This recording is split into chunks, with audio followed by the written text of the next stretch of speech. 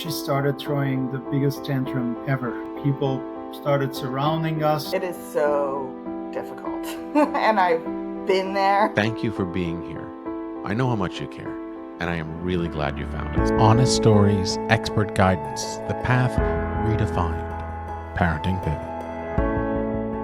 Today I'm talking to Leora Schwartz, a social worker and an educator who helps parents decode what's really happening underneath those meltdowns and how to respond in a way that helps your child feel safe again. Leora, thank you so much for joining us. I know that you've watched all of the clips of the parents that are going to be in this episode. Can you tell me if their stories sound familiar to you? Yeah, I think a lot of the experiences that those parents were sharing feel very familiar.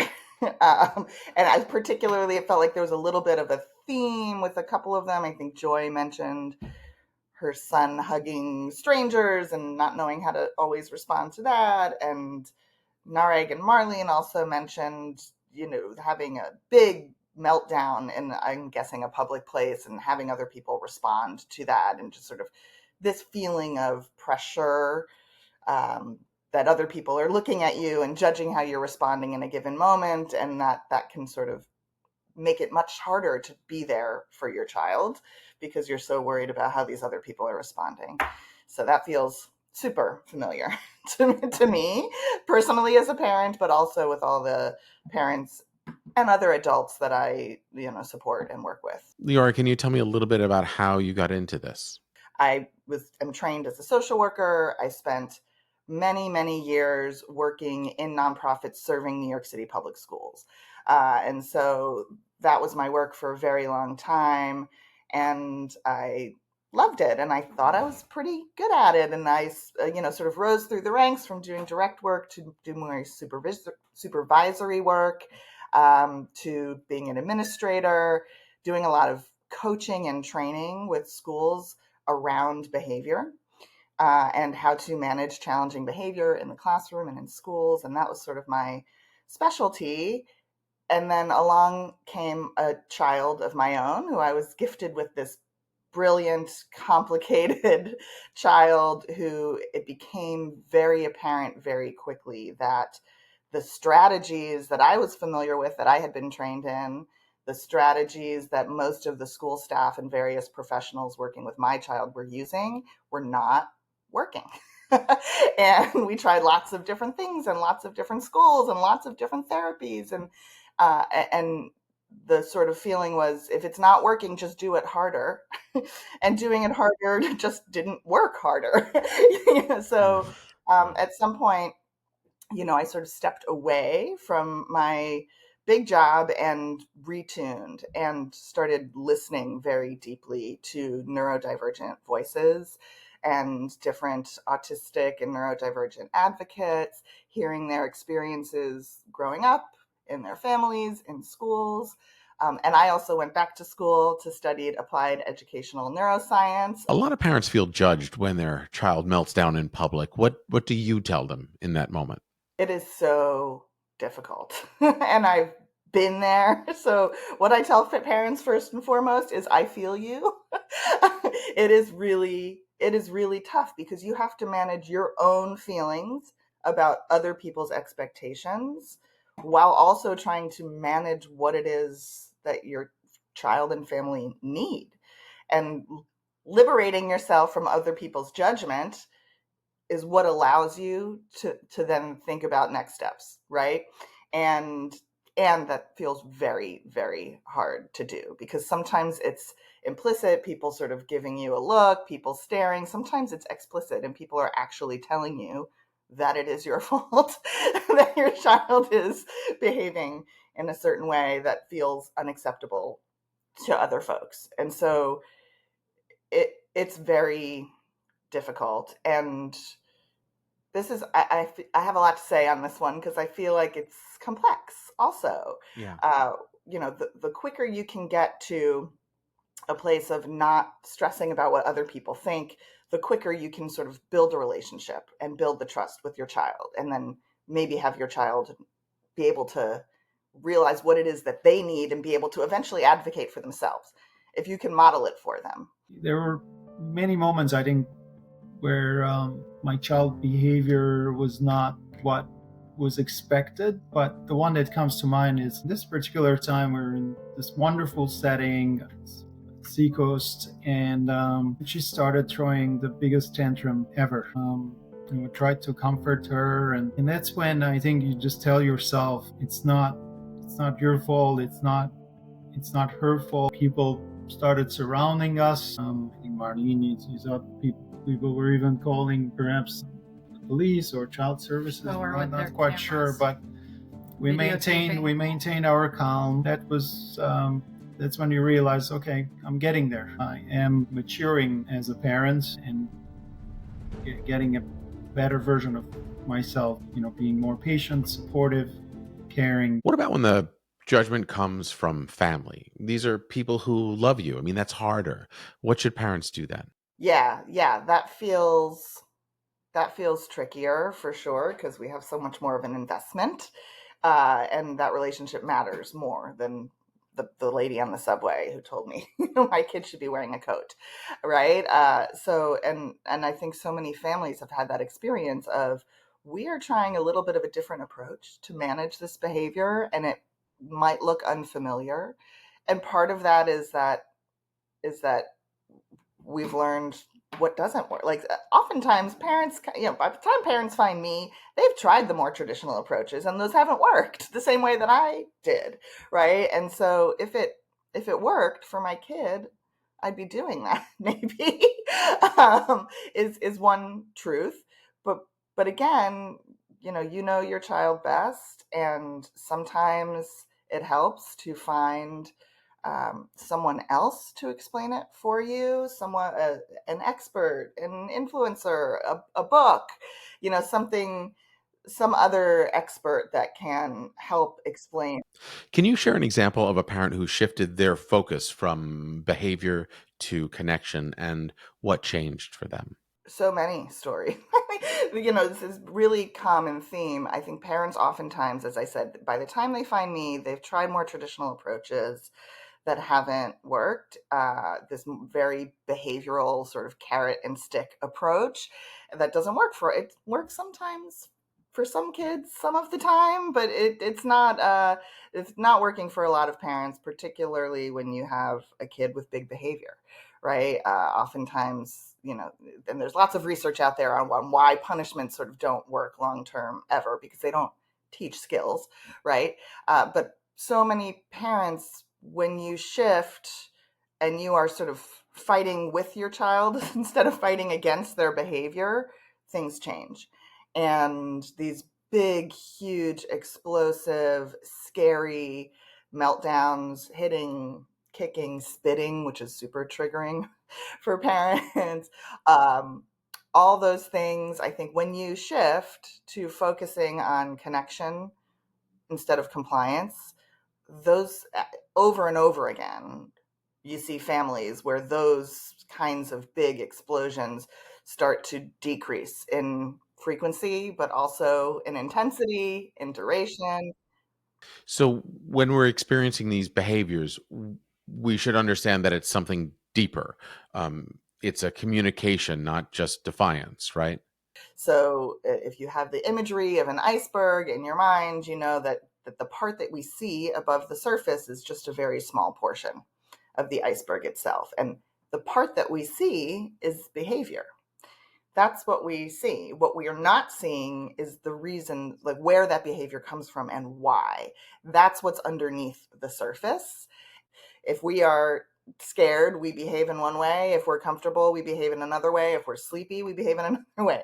And so it's the focus on only what's above the iceberg disregards the reasons why. It's like treating the symptom Mhm. of something instead of understanding kind of the root cause of it. Like some of the things that the parents were describing, these sort of like panic kind of behaviors, those aren't coming from the top part of the brain. They're coming from the bottom part of the brain, which is just wired for survival. Can you give an example of that? A child who is um, responding from a place of survival instincts as opposed to thinking it through? I can think of, a family that I worked with whose child, autistic, ADHD kind of a kid, super bright, really interested in some academic topics, but also really struggles with writing.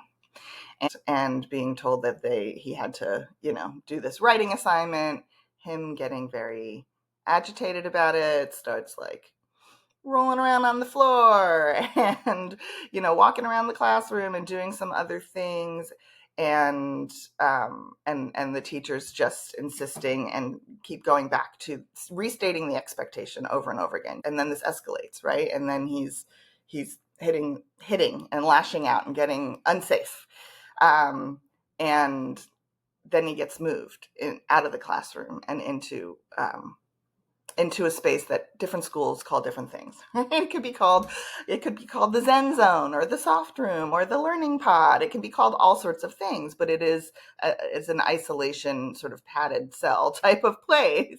Where kids are often, in many schools, put when they're feeling really out of control in the name of safety.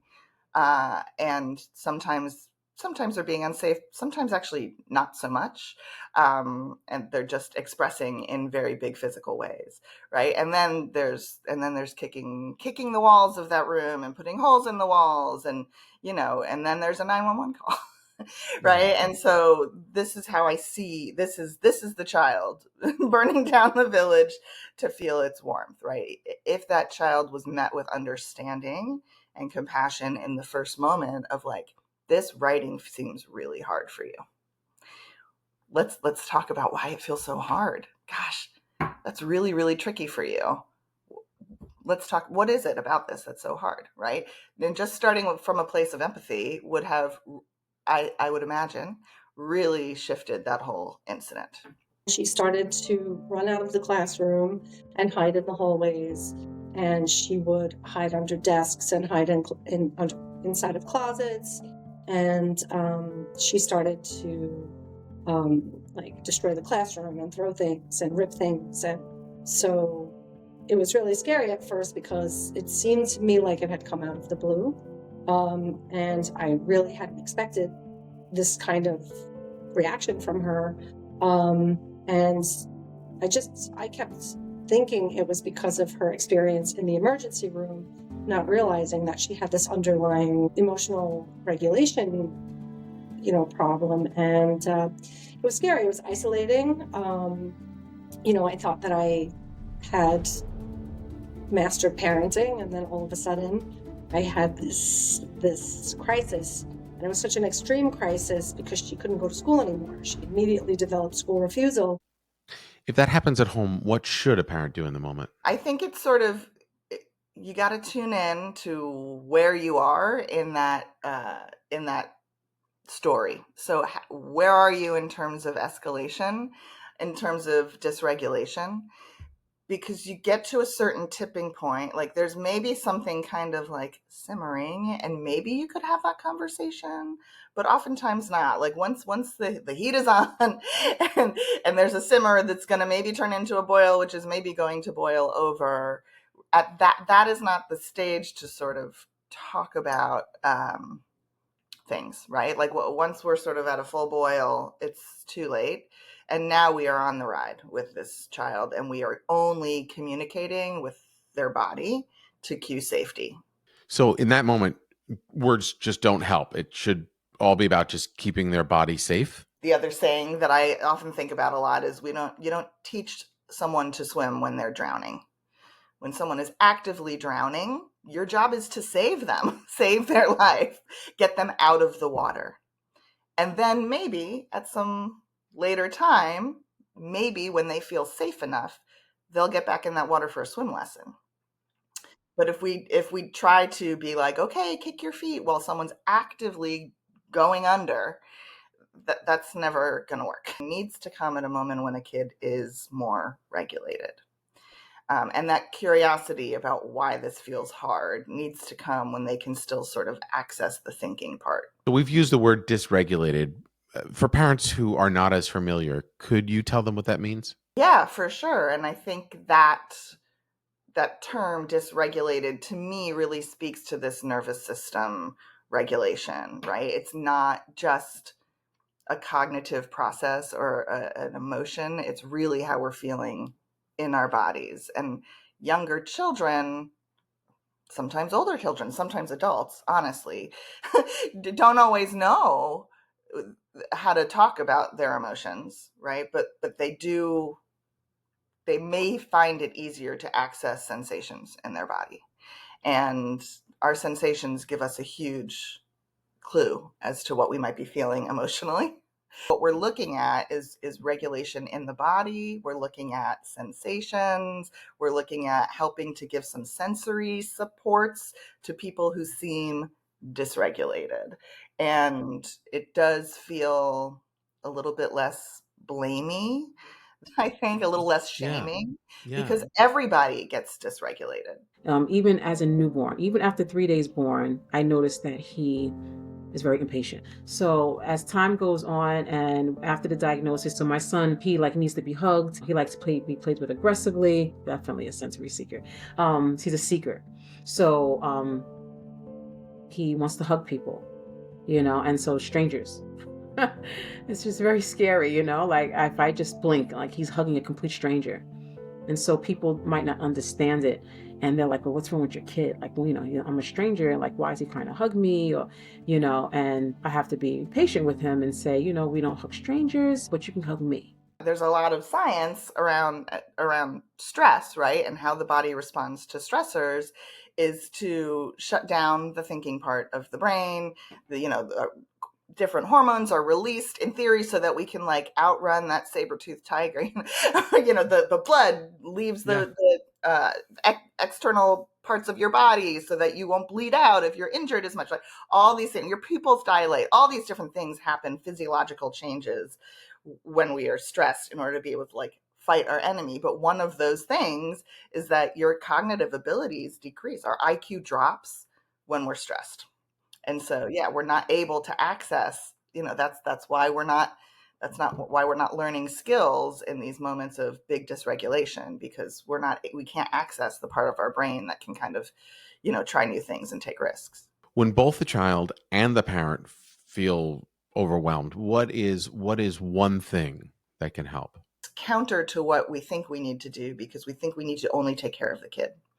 And oftentimes parents are so depleted and exhausted because they're tending to their child, but if they're not also working on themselves, they're going to inadvertently sort of pass this dysregulation back and forth with their child. And so you asked about a technique, and it's more than one little thing, but the thing that I find helpful, and that some other families who I worked with find helpful, is just ahead of time to think of the thing that I'm going to tell myself in the moment. When my child is dysregulated, what is the message I most need to hear to help me sort of get deeply grounded in the moment and regulate myself? Sometimes I teach people all the time Q-tip, which stands for quit taking it personally, right? And it's like, if this is not about me, this is about my child. That's a reframe.